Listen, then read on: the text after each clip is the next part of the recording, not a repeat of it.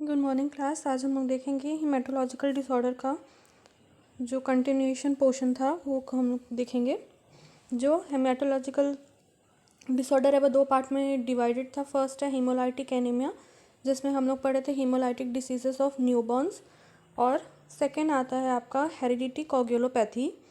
Heredity coagulopathy के अंदर first disease है हीमोफीलिया, सेकेंड है वॉन विलब्रेंड डिसीज़, और थर्ड है congenital amegakaryocytic thrombocytopenia. तो फर्स्ट डिसीज़ है हीमोफीलिया। तो हीमोफीलिया देखते हैं क्या होता है। Haemophilia is a heredity genetic disorder where there is congenital deficiency of plasma coagulation factor that impair the body's ability to control blood clotting और coagulation. ठीक है, हीमोफीलिया क्या है। हीमोफीलिया एक टाइप का हेरिडिटी जेनेटिक डिसऑर्डर है जिसमें क्या हो रहा है, यहाँ पे कंजेनाइटली देखेंगे तो क्या है, डिफिशियंसी है। ठीक है, किस चीज़ का डिफिशियंसी हो रहा है, प्लाज्मा कोगुलेशन फैक्टर का। यहाँ पे क्या हो रहा है, कंजेनाइटली देखेंगे तो वो क्या हो रहा है, एट अ बर्थ उसके में क्या है, डिफिशियंसी है। ठीक है, that impairs the body ability to control blood clotting और कोगुलेशन। ठीक है, ब्लड कोगुलेशन जो फैक्टर रहता है वो क्या करता है, ब्लड क्लॉटिंग में हेल्प करता है। ठीक है, जब अब इसमें अगर डिफिशियंसी है तो बॉडीज़ क्या है, उसके में एबिलिटी नहीं रहती कि वो क्या करे, ब्लड क्लॉटिंग करे या फिर कोगुलेशन में वो हेल्प करे। ठीक है, it is inherited in X linked recessive pattern. Haemophilia is quite rare disease with only about 1 instance in every 10,000 birth of hemophilia A and 1 in 50,000 birth for haemophilia B. ठीक है, आप लोग को पता है जैसे कि हीमोफीलिया ए और बी होता है। ठीक है, तो ये क्या है, एक टाइप का हीमोफीलिया क्या है, इनहेरिटेंस है, सॉरी इनहेरिटेड है, जिसमें क्या है, ये एक्स लिंक रिसेसिव पैटर्न की वजह से ये क्या हो रहा है, जो डिसीज़ है वो क्या हो रहा है, इनहेरिटेड है। ठीक है, फिर क्या है, हीमोफीलिया ये क्या है, एक क्वाइट रेयर डिसीज़ है जिसमें क्या है, हम लोग जो है हीमोफीलिया ए देखेंगे तो 10,000 बर्थ में एक ऐसा इवेंट या फिर एक ऐसा केस होगा जिसको हम लोग देख सकते हैं कि ये डिसीज़ वाले पेशेंट हैं, और 50,000 बर्थ में देख सकते हैं हम लोग कि 1% या फिर वन कोई पीपल को होने के चांसेस है हीमोफीलिया टाइप 2 या फिर बी। फिर नेक्स्ट डिसीज़ है आपका von Willebrand disease. Von Willebrand disease definition देखेंगे। Von Willebrand disease is a blood disorder in which the blood does not clot properly. Blood contain many protein that help the blood clot when needed. One of this protein is called von Willebrand factor. ठीक है, तो von Willebrand disease क्या है, ये भी एक type का blood disorder है जिसमें क्या हो रहा है, जो ब्लड रहता है वो प्रॉपरली क्या है, क्लॉट नहीं हो पाता है। ठीक है, तो ये क्या है, एक टाइप का ब्लीडिंग डिसऑर्डर या फिर ब्लड डिसऑर्डर भी बोल सकते हैं। ठीक है, फिर क्या है, ब्लड कंटेन्स मेनी प्रोटीन। ठीक है, ब्लड जो हमारा ब्लड है वो क्या है, बहुत सारे ऐसे प्रोटीन्स को कंटेन करके रखे रहता है जिसके थ्रू क्या होता है, अलग अलग काम होता है। ठीक है, तो एक ऐसा प्रोटीन भी है जो क्या करता है, ब्लड क्लॉटिंग में हेल्प करता है। ठीक है, तो one of this protein is called von Willebrand factor. ऐसे एक प्रोटीन को हम लोग जो ब्लड क्लॉट के लिए हेल्पफुल रहता है उस प्रोटीन का नाम है von Willebrand factor. Second definition है, von Willebrand disease is an inherited bleeding disorder that occur due to qualitative and quantitative deficiency of von Willebrand factor, a multimeric protein that is required for platelet addition. ठीक है, तो ये क्या है, कैसा disease है, ये एक टाइप का इनहेरिटेड ब्लीडिंग डिसऑर्डर है। जब क्या हो रहा है, यहाँ पे ये क्वालिटेटिव और क्वांटिटेटिव में क्या हो रहा है, डिफिशियंसी हो जा रहा है। ठीक है, वॉन विलब्रेंड फैक्टर का क्या हो रहा है, क्वांटिटेटिव और क्वालिटेटिव डिफिशियंसी होने की वजह से ये जो कंडीशन है वो क्या होता है, अकर होता है। ठीक है, ये क्या है, एक टाइप का मल्टीमरिक प्रोटीन है। ठीक है, जो क्या करता है, या किस चीज़ के लिए रिक्वायर रहता है, प्लेटलेट एडिशन के लिए रिक्वायर रहता है। प्लेटलेट एडिशन क्या करता है, ब्लड क्लॉटिंग में हेल्प करता है। ठीक है, वो जब वहाँ पे एडिशन होते हैं एक दूसरे से, वो क्या होते हैं, जुड़े हुए होते हैं, तो वो क्या करेंगे, वहाँ पे ब्लड को क्लॉट करने के लिए हेल्पफुल रहते हैं। ठीक है, सेकेंड है इसमें type of von Willebrand disease. ठीक है, तो ये 3 टाइप का होता है, टाइप 1, टाइप 2 और टाइप 3। फर्स्ट है टाइप 1 वॉन विल्बेन डिसीज, जिसमें क्या है, in this person has a low level of von Willebrand factor and may have lower level of factor 8 than normal. This is the mildest and most common form of the disease. About 3 out of 4 people who have von Willebrand have type 1. ठीक है, इसमें क्या बता रहा है कि ये जो फर्स्ट टाइप है, टाइप 1 में क्या हो रहा है, जो पर्सन रहते हैं, ठीक है, अगर ये इनको जिनको भी डिसीज़ हो रहा है उसके में क्या होगा हम लोग देखेंगे, तो जो वॉन विल्ब्रेंड फैक्टर है वो क्या रहेगा, लो लेवल में वहाँ पे प्रेजेंट रहेगा। ठीक है, मतलब जितने अमाउंट में नॉर्मल रेंज में उसको होना चाहिए उससे वो क्या रहेगा, लो रहेगा। ठीक है, और क्या रहेगा,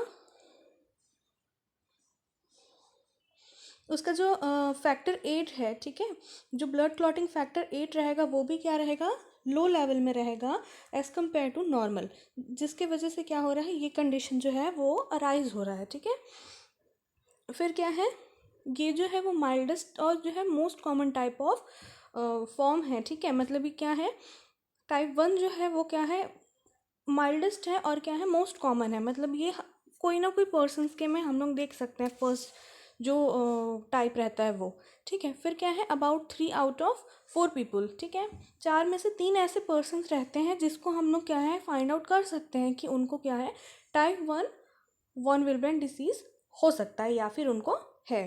ठीक है, सेकंड है इसका टाइप 2।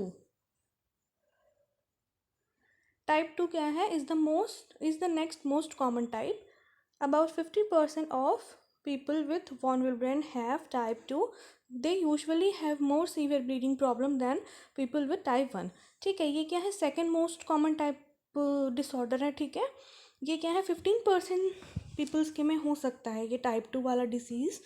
फिर क्या है, ये जो रहता है वो यूजुअली क्या है, मोर सीवियर ब्लीडिंग प्रॉब्लम है। ठीक है, एज़ कम्पेयर टू जो टाइप 1 वाले पीपल्स रहते हैं उससे कंपेयर करेंगे तो ये क्या है, सीवियर ब्लीडिंग प्रॉब्लम रहता है टाइप 2 वाले लोगों के में। ठीक है, फिर क्या है, इन टाइप 2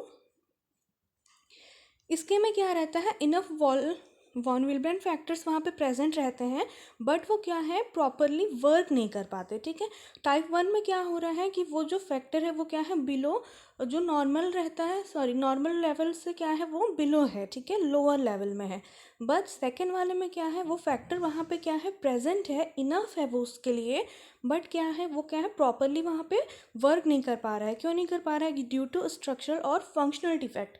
ठीक है, वहाँ पे क्या हो रहा है, स्ट्रक्चरल और फंक्शनल डिफेक्ट की वजह से वो क्या है, प्रॉपरली वर्क नहीं कर पा रहा है।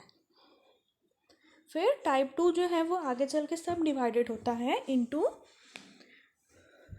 2A, 2B, 2M और 2N में।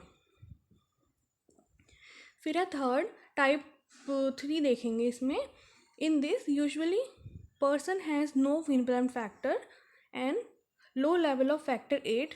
This type 3 is the most serious form of von Willebrand disease but it is very rarer. ठीक है, ये जो क्या है वो क्या है, यूजुअली ये क्या है, इस कंडीशन में क्या है, पर्सन्स के में क्या रहता है, अगर थर्ड होता है तो इस कंडीशन में क्या रहता है, ऐसे पर्सन्स के में क्या रहता है, वॉन विल्ब्रेंड फैक्टर जो है वो प्रेजेंट नहीं होता है। ठीक है, और क्या रहता है, जो फैक्टर 8 है, ब्लड क्लॉटिंग फैक्टर 8 है, वो भी क्या रहता है, लो लेवल में रहता है।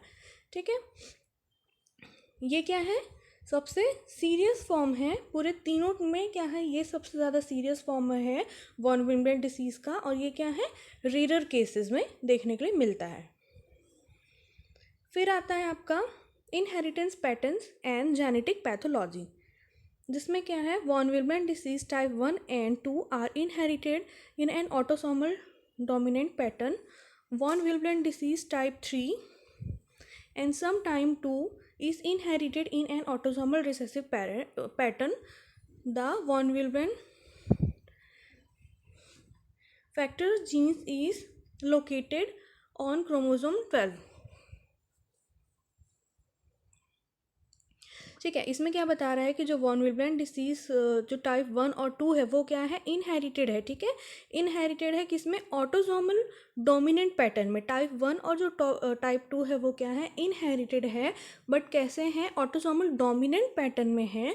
और जो टाइप जो वॉन विलब्रेंट डिसीज टाइप 3 है, और कभी कभी टाइप 2 भी इसमें आता है, तो वो क्या है, ऑटोसोमल रिसेसिव पैटर्न में जाता है। ठीक है, इनहेरिटेड का जो है वो ऑटोसोमल रिसेसिव पैटर्न में जाता है। फर्स्ट और सेकंड जो रहते हैं वो क्या है, डोमिनेंट पैटर्न में रहेंगे, और थर्ड या कभी कभी समटाइम जो सेकंड फैक्टर रहता है वो क्या है, रिसेसिव पैटर्न के वजह से भी ये डिसीज जो है वो ट्रांसमिट होता है। ठीक है, और ये जो फैक्टर है वो कहाँ पे लोकेटेड हो रहा है, क्रोमोसोम 12 में लोकेटेड हो रहा है।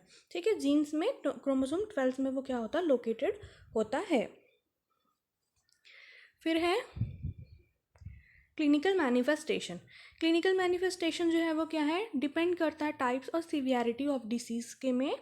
ठीक है, बहुत सारे पीपल जो रहते हैं उनको क्या है, माइल्ड से मॉडरेट ब्लीडिंग सिम्टम्स जो है वो क्या है, देखने के लिए मिलता है टाइप 1 और टाइप 2 वॉन विलब्रेंट डिसीज़ के में। जैसे कि फर्स्ट है frequent large bruise from minor bumps और इंजरीज। सेकेंड है फ्रीक्वेंट और hard to stop nose bleed. ठीक है, इसमें क्या बता रहा है, फर्स्ट में क्या है कि अगर इजीली वो क्या हो जाता है, स्किन जो है वो ब्रूस हो जाती है। ठीक है, फिर क्या होगा, माइनर बम्प्स और इंजरी भी देखने के लिए मिलता है। बम्प्स जो रहता है वो क्या होता है, स्किन में जो पिंपल टाइप का हो जाता है। ठीक है, स्वेलिंग हो जाता है, रेड रेड जो है उसके पास का एरिया जो है वो वैसा हो जाता है, उस कंडीशन को हम लोग बोलते हैं बम्प्स। ठीक है, फिर आता है फ्रीक्वेंट और hard to stop nose bleed. ठीक है, इसमें क्या रहता है कि अगर किसी कंडीशन की वजह से नोज ब्लीड हो रहा है तो वो क्या रहता है, बहुत ज़्यादा ही ब्लीडिंग हो जाता है। क्यों, क्योंकि इसमें क्लॉटिंग फैक्टर नहीं है, इस वजह से क्या होता है वो बहुत मुश्किल होता है कि हम लोग नोज ब्लीड को स्टॉप कर सकें। ठीक है, फिर थर्ड क्या है, extended bleeding from the gums after a gentle procedure. ठीक है, लार्ज अमाउंट में भी हम लोग ब्लीडिंग देख सकते हैं। अगर सिंपल से डेंटल प्रोसीजर भी हो रहा है तो उस कंडीशन पे भी क्या है, गम्स से जो क्या है बहुत ज़्यादा ब्लीडिंग अकर्स हो सकते हैं। फिर क्या है मैनोरेजिया, उसमें भी क्या हो रहा है कि हैवी और एक्सटेंडेड मेंस्ट्रुअल ब्लीडिंग हो रहा है वुमेंस के में। ठीक है, नॉर्मल से क्या है ज़्यादा ही उनको क्या होता है, ब्लीडिंग होता है। फिर क्या है, blood in your stool from bleeding in your intestine और स्टमक। ठीक है, स्टूल में भी हम लोग क्या है, ब्लड को देख सकते हैं। ये क्यों हो सकता है, क्योंकि इंटेस्टाइन के में ब्लीडिंग होने की वजह से या फिर स्टमक की वजह से ये कंडीशन हो सकता है कि हम लोग स्टूल में भी ब्लीडिंग को या ब्लड को देख सकते हैं। ठीक है, फिर नेक्स्ट क्या है, ब्लड इन यूरिन। ठीक है, ये क्यों होगा, from bleeding in your kidney. Kidney या फिर ब्लैडर में अगर ऐसा कुछ कंडीशन हो रहा है जिसकी वजह से ब्लीडिंग अकर हो रहा है, तो उस कंडीशन पे भी क्या है, यूरिन पे भी हम लोग क्या है, ब्लड को ऐसा साइन और सिम्टम्स में देख सकते हैं। फिर क्या है, heavy bleeding after a cut और अदर एक्सीडेंट और आफ्टर सर्जरी।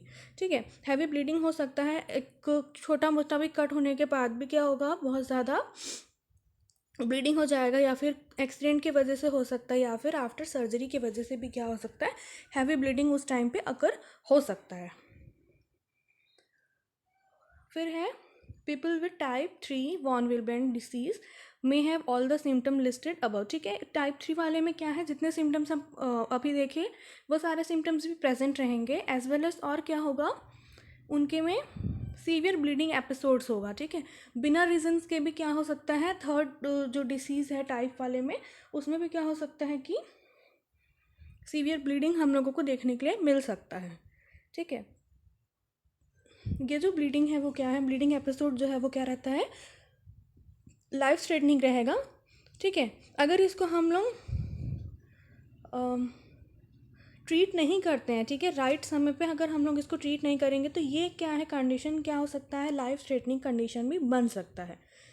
फिर they also may have bleeding into soft tissue और joint causing severe pain and swelling. ठीक है, ये जो ब्लीडिंग है वो क्या है, सॉफ्ट टिश्यूज़ और जॉइंट में भी हो सकता है। ठीक है, और ये क्या कर सकता है, अगर ये ब्लीडिंग सॉफ्ट टिश्यू और जॉइंट्स में होगा तो ये क्या करेगा, सीवियर पेन और स्वेलिंग भी क्रिएट कर सकता है। ठीक है, तो ये था उसका साइन और सिम्टम्स। फिर आता है management. Treatment is based on the type and severity of von Willebrand disease. Most cases of von Willebrand are mild and may need a treatment only if have surgery, tooth extraction and accident. ठीक है, जो इसका treatment है वो किसके ऊपर base करता है, इसके टाइप्स पे और सिवियरिटी के ऊपर डिसीज़ के. जो मोस्ट रहता है केसेस जो रहते हैं वो माइल्ड रहते हैं, और माइल्ड केसेस में क्या रहता है, उनको जो ट्रीटमेंट रहता है वो हम लोग सिर्फ तभी देते हैं कि अगर उनको कोई सर्जरी हो गई जिसकी वजह से ब्लीडिंग हो रहा है, ठीक है, या टूथ एक्सट्रैक्शन हो गया, या फिर कोई एक्सीडेंट हो गया जिसकी वजह से क्लॉटिंग फैक्टर वहाँ पे काम नहीं कर रहा है, तो उस कंडीशन पे ही हम लोग सिर्फ माइल्ड ट्रीटमेंट उनको प्रोवाइड करते हैं. तो नेक्स्ट है स्पेसिफिक ट्रीटमेंट. क्या किस स्पेसिफिक ट्रीटमेंट है जो हम लोग पेशेंट को दे सकते हैं. फर्स्ट है डिस्मोप्रेसिन. ठीक है, डिस्मोप्रेसिन एक टाइप का क्या है, सिंथेटिक हार्मोन है, जिसको क्या है हम लोग यूजुअली देते हैं बाय इंजेक्शन या फिर नेजल स्प्रे के थ्रू. हम लोग ये सिंथेटिक हार्मोन को हम लोग देते हैं. ठीक है, ये क्या करता है, आपकी बॉडी में जाके क्या करेगा, जो वॉन विल्बेन फैक्टर है और फैक्टर 8 है उसको वो क्या करता है, रिलीज़ करता है आपके ब्लड स्ट्रीम में. ठीक है, ब्लड स्ट्रीम में रिलीज़ करता है, जिसकी वजह से क्या हो रहा है, वहाँ पे जो फैक्टर्स का डिफिशियंसी है वो क्या कर रहा है, उसको वो फुलफ़िल करने में हेल्पफुल रहता है. ठीक है, फिर क्या है, desmopressin work for most patient who have type 1 von Willebrand disease and for some who have type 2 von Willebrand disease. ठीक है, जो डिस्मोप्रेसिन रहता है वो क्या है, ऐसे पेशेंट्स को देते हैं जिनको क्या है यूजुअली टाइप 1 या फिर टाइप 2 वॉन विल्बेन डिसीज़ होता है. फिर नेक्स्ट है von Willebrand factor replacement therapy is an infusion of a concentrated of von Willebrand factor and factor 8. ठीक है, इसमें क्या है, जो ये वॉन विल्बेन फैक्टर है उसका हम लोग क्या करते हैं, रिप्लेसमेंट थेरेपी भी यूज़ करते हैं. ठीक है, तो इस ट्रीटमेंट को हम लोग तब देते हैं जब क्या होता है, जो von Willebrand factor replacement therapy है उसको हम लोग क्या करेंगे, तब यूज़ करते हैं जब क्या है, कुछ कुछ ट्रीटमेंट जो है वो क्या है कॉन्ट्रा इंडिकेटेड हो जाते हैं या किसी कंडीशन पे वो काम नहीं करते. उस कंडीशन पे ही हम लोग क्या है ये रिप्लेसमेंट थेरेपी को यूज़ कर सकते हैं. ठीक है, तो वो कौन कौन सा कंडीशन है. फर्स्ट कंडीशन क्या है, डेस्मोप्रेसिन इज कॉन्ट्रा इंडिकेटेड और नीडेड एक्सटेंडेड ट्रीटमेंट. ठीक है, इसमें क्या बता रहा है कि डेस्मोप्रेसिन अगर कॉन्ट्रा इंडिकेटेड है तो हम लोग उस टाइम पे वो मेडिसिन नहीं देके क्या कर सकते हैं, इसका रिप्लेसमेंट थेरेपी यूज़ कर सकते हैं. या फिर अगर एक्सटेंडेड ट्रीटमेंट हो रहा है, ठीक है, उस कंडीशन पे भी हम लोग क्या है मेडिसिन नहीं देके उनको क्या कर सकते हैं, रिप्लेसमेंट थेरेपी हम लोग यूज़ कर सकते हैं. ठीक है, फिर क्या है second, type 1 von Willebrand that does not response to desmopressin. ठीक है, अगर टाइप 1, टाइप 2 और टाइप 3 जो है वो क्या है रिस्पॉन्स नहीं कर रहा है डेस्मोप्रेसिन के डोज पे, वो रिस्पॉन्स नहीं कर रहा है, उस कंडीशन पे भी क्या है हम लोग von Willebrand factor replacement therapy को यूज़ करते हैं. ठीक है, फिर नेक्स्ट है anti फाइब्रिनोलाइटिक drugs help prevent the breakdown of blood clot. ठीक है, एंटी फाइब्रिनोलाइटिक जो ड्रग है वो क्या करता है, प्रिवेंट करता है ब्लड क्लॉट का ब्रेकडाउन को. ठीक है, फिर क्या है इसमें, they are mostly used to stop bleeding after minor surgery. ठीक है, इसको क्या है मोस्टली क्या करते हैं, यूज़ करते हैं ताकि क्या है ब्लीडिंग को स्टॉप कर सकें माइनर सर्जरीज़ के बाद या टूथ एक्सट्रैक्शन के बाद या फिर किसी इंजरी की वजह से अगर हो रहा है या इंजरी हो जा रही है उस कंडीशन पे क्या करते हैं, इसको हम लोग देते हैं एंटी फाइब्रिनोलाइटिक ड्रग देते हैं ताकि ये क्या करता है ब्लीडिंग को स्टॉप करता है. They may be used alone or together with desmopressin and replacement therapy. इसको हम लोग सिंगल भी यूज़ कर सकते हैं या फिर इसको हम लोग अदर ट्रीटमेंट के साथ भी यूज़ कर सकते हैं, जैसे कि डिस्मोप्रेसिन के साथ यूज़ कर सकते हैं या फिर रिप्लेसमेंट थेरेपी के साथ भी यूज़ कर सकते हैं. फिर लास्ट आता है आपका fibrin glue in medicine fibrin glue is medicine that is placed directly on a wound to stop the bleeding. ठीक है, जो फिब्रिन ग्लू है वो क्या है, एक ऐसा मेडिसिन है जिसको क्या करते हैं, डायरेक्टली जो है वुंड पे हम लोग क्या करते हैं, प्लेस करते हैं, जिसकी वजह से क्या होता है, जो ब्लीडिंग है वो क्या होता है, स्टॉप होता है. फिर थर्ड आता है आपका टॉपिक कंजेनाइटल एमेगा कैरियोसाइटिक थ्रोम्बोसाइटोपनिया. इसका डेफिनेशन देखेंगे. डेफिनेशन है congenital amegakaryocytic thrombocytopenia is a rare inherited disorder. The primary manifestation are thrombocytopenia and megakaryocytopenia or low number of platelet and megakaryocytes, which may make a person potential for bleeding. There is an absence of megakaryocyte in the bone marrow with no associated physical abnormality. ठीक है, तो ये क्या है, एक क्या है, क्या डिसीज़ है, रेयर डिसीज़ है, और क्या है, इनहेरिटेड डिसऑर्डर है. ठीक है, इसका जो प्राइमरी मैनिफेस्टेशन है वो क्या रहेगा, थ्रोम्बोसाइटोपनिया रहेगा. तो थ्रोम्बोसाइटोपनिया क्या होता है, लो प्लेटलेट काउंट को हम लोग थ्रोम्बोसाइटोपनिया बोलते हैं. ठीक है, फिर क्या रहेगा, लो नंबर ऑफ प्लेटलेट या फिर मेगा कैरियोसाइट्स रहेगा. इसमें क्या रहेगा, लो नंबर रहेगा प्लेटलेट्स का या फिर मेगा कैरियोसाइट्स का. मेगा कैरियोसाइट्स क्या है, ऐसा प्लेटलेट है जो क्या है, बोन मैरो क्रिएट करता है. ठीक है, जो ब्लड क्लॉटिंग और ब्लीडिंग के लिए ज़रूरी रहता है. ठीक है,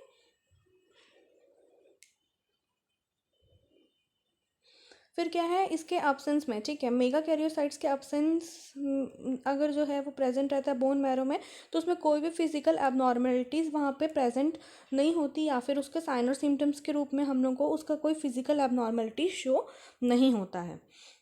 फिर नेक्स्ट डेफिनेशन है congenital amegakaryocytic thrombocytopenia is a rare inherited autosomal recessive disorder of bone marrow.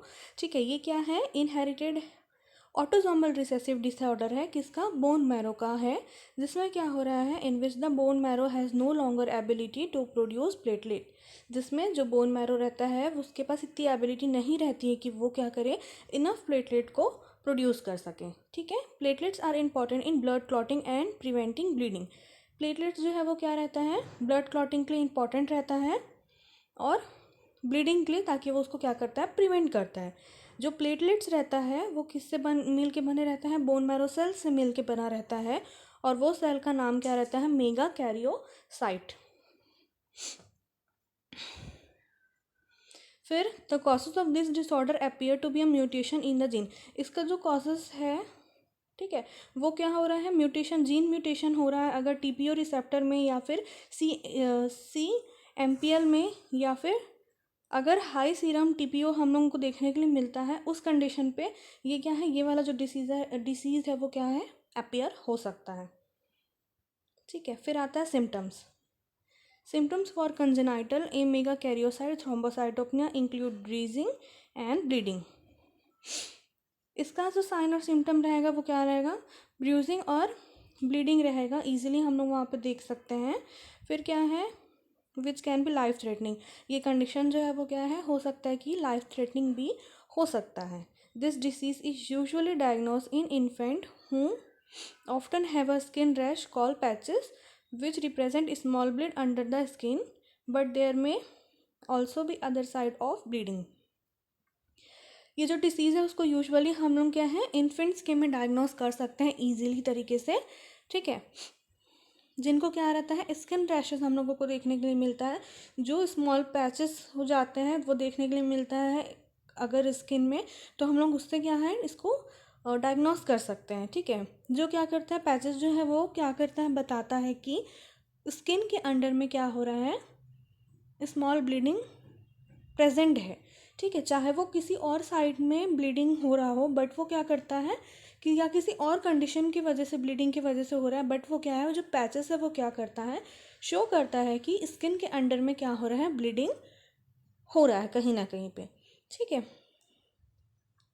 फिर क्या है, there may be abnormality with the central nervous system including the cerebrum and cerebellum which may could cause symptoms. ठीक है, इसमें क्या देखेंगे हम लोग, सेंट्रल नर्वस सिस्टम में भी एबनॉर्मेलिटीज़ इस कंडीशन की वजह से प्रेजेंट हो सकता है, जिसमें हम लोग देखेंगे कि सैरिब्रम और सैरिबैलम जो है वो क्या है, मे बी आगे चल के सिम्टम्स कुछ कुछ वो क्या कर सकते हैं, इंक्लूड कर सकते हैं। फिर आता है डायग्नोसिस। डायग्नोसिस में हम लोग कैसे फाइंड आउट करेंगे, फर्स्ट है अ लो प्लेटलेट काउंट। ठीक है, थ्रोम्बोसाइटोपेनिया देखेंगे, सिंपल ब्लड टेस्ट के थ्रू हम लोग क्या करेंगे, थ्रोम्बोसाइटोपेनिया चेक करेंगे। फिर सेकंड है बोन मैरो इवेलुएशन। ठीक है, बोन मैरो इवेलुएशन करेंगे, which also be perform to look at the megakaryocytes as well as to evaluate the other blood forming cells. ठीक है, बोन मैरो का evaluation करने से हम लोग क्या कर सकते हैं, मेगा कैरियोसाइट्स को भी हम लोग क्या कर सकते हैं, देख सकते हैं कि वो प्रॉपरली प्लेटलेट्स को प्रोड्यूस कर रहा है कि नहीं कर रहा है। फिर और क्या कर सकते हैं, अदर जो ब्लड फॉर्मिंग सेल्स रहते हैं उसको भी हम लोग इवेलुएट कर सकते हैं। फिर है third genetic testing. Genetic testing can confirm this rarer condition as research has demonstrated that patient with CMT have a mutation in a gene called the CMPL gene. ठीक है, जेनेटिक टेस्ट के according हम लोग क्या है, confirm कर सकते हैं कि पेशेंट को ये डिसीज़ है कि नहीं। क्यों? क्योंकि वहाँ पे क्या हो रहा है, जीन में म्यूटेशन हो रहा है, उस म्यूटेशन को हम लोग क्या बोलते हैं, CMPL जीन बोलते हैं। ठीक है, जो अगर वहाँ पे म्यूटेशन हो रहा है तो उसको हम लोग क्या बोलते हैं, CMPL जीन बोलते हैं। फिर लास्ट है आपका ट्रीटमेंट। ट्रीटमेंट में देखेंगे the primary treatment of CMT is bone marrow transplantation. ठीक है, इस डिसीज़ का फर्स्ट अगर प्राइमरी ट्रीटमेंट है तो वो क्या है, बोन मैरो ट्रांसप्लांटेशन है। फिर क्या है, बोन मैरो और stem cell transplant is the only thing that ultimately cure this genetic disease. Bone marrow और स्टीम सेल ट्रांसप्लांट ही एक क्या है, इसका अल्टीमेटली इलाज है, जिसकी वजह से हम लोग इस जेनेटिक डिसीज़ को प्रिवेंट कर सकते हैं। बट जब तक क्या है, बोन मैरो ट्रांसप्लांटेशन नहीं हो जाता तब तक हम लोग फ्रीक्वेंटली क्या कर सकते हैं, प्लेटलेट ट्रांसफ्यूजन को इसमें हम लोग यूज़ कर सकते हैं, ताकि ये पेशेंट के ब्लीडिंग को स्टॉप कर सके जब तक क्या है, ट्रांसप्लांटेशन हो नहीं जाता। ठीक है, तो इसका जो प्राइमरी ट्रीटमेंट है वो क्या है, सिर्फ बोन मैरो ट्रांसप्लांटेशन है। बोन मैरो ट्रांसप्लांटेशन ही ऐसा एक कंडीशन है जिसके वजह से क्या है, जेनेटिक डिसीज़ को हम लोग जेनेटिक डिसीज़ को हम लोग प्रिवेंट कर सकते हैं। बट जब तक ये नहीं हो जाता तब तक हम लोग क्या है, प्लेटलेट ट्रांसफ्यूजन को यूज़ कर सकते हैं ऐसे पेशेंट के लिए जिनको क्या हो रहा है, ज़्यादा ही ब्लीडिंग हो रहा है, ताकि क्या है, उनको हम लोग डेथ से प्रिवेंट कर सकें। ठीक है, थैंक यू क्लास।